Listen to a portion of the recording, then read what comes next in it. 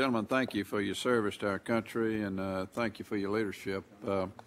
General Renwart, we are certainly pleased with where you have landed with this last assignment. We still miss your leadership at Moody.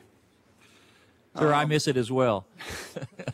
You discuss in your statement the issue of aircraft capitalization and air sovereignty, and I want to quote what you said there. You said our ability to maintain air sovereignty in the future is at risk.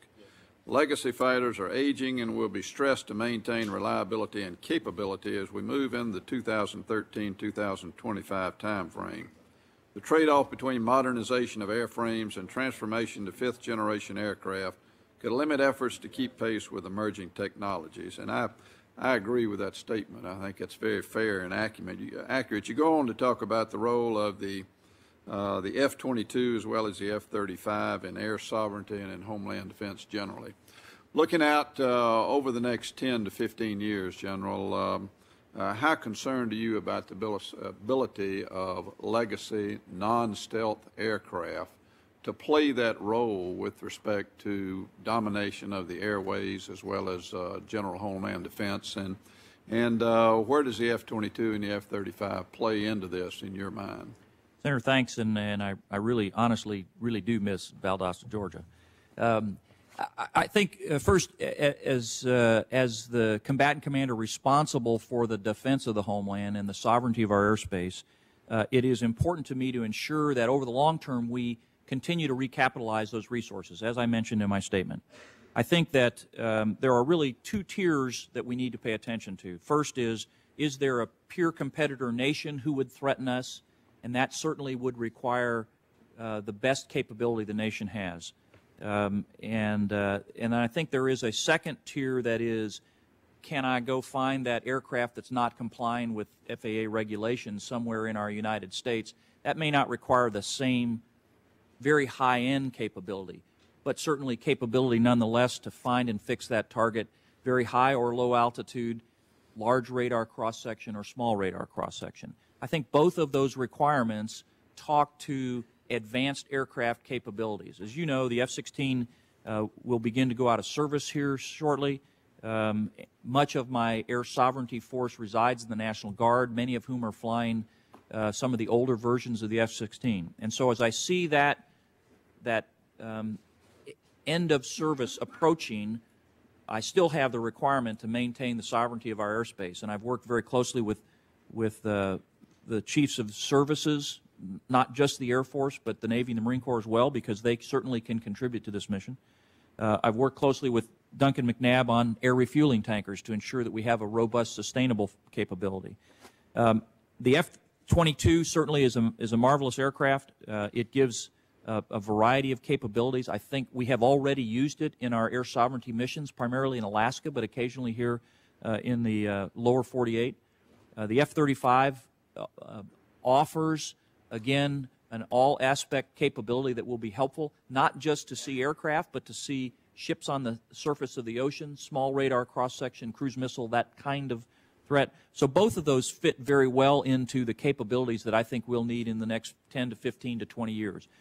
The numbers, I maintain the requirement for a certain level of capacity and rely on the services to provide that. And so I try not to get into specific numbers of airplanes with the services or with the committee, but rather maintaining a level of capacity for the country. And certainly those aircraft will both fit into that for the future. And are you comfortable with where you see us headed over the next 10 to 15 years about having that capacity? Senator, I'm very comfortable in the 10 to 15 year point. I'm a little more careful on the 5 to 10 year just because there is a production build and we want to make sure we can sustain the existing force. And the Air Force is working very aggressively to look at bridge capacities in there, and so far I'm comfortable with their approach. They haven't determined the final answer yet.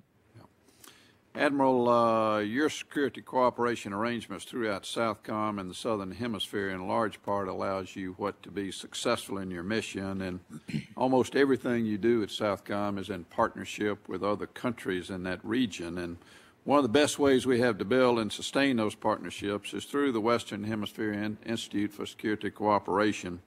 both Chairman Levin and I serve on that board at WINSEC, and we have seen firsthand the value of training WINSEC conducts in the partnerships with our Southern allies and what it does to create that good feeling between our respective countries. I was pleased to see you mention WINSEC in your written statement, and if you would amplify as to what your thoughts are on WINSEC regarding, and particularly regarding how it helps you carry out your mission. Yes, sir. As you know, I serve on the board of visitors of WINSEC along with you and the chairman. Every year we have about 1,500 students from 23 different countries. It's tremendously positive, personal contact event for all of them to come. They come with their families. They spend a year in Georgia. It's a terrific, positive event that will cause them to be bound with the United States in many ways forever. So it's an irreplaceable aspect of our security cooperation down south. There's an extremely high component of human rights training that goes on in every one of those courses.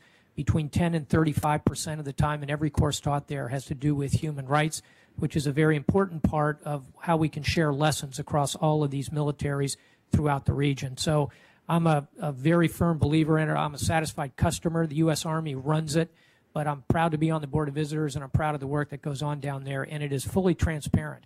I would invite anyone who wants to come and visit at any time, and I'd be glad personally to facilitate that with the U.S. Army. We don't do it as a dog and pony show. We'll bring you in there to see a class, to walk through the classrooms, to walk through the teachers' lessons books. It's a transparent facility that is doing very, very good work in the region, in my opinion.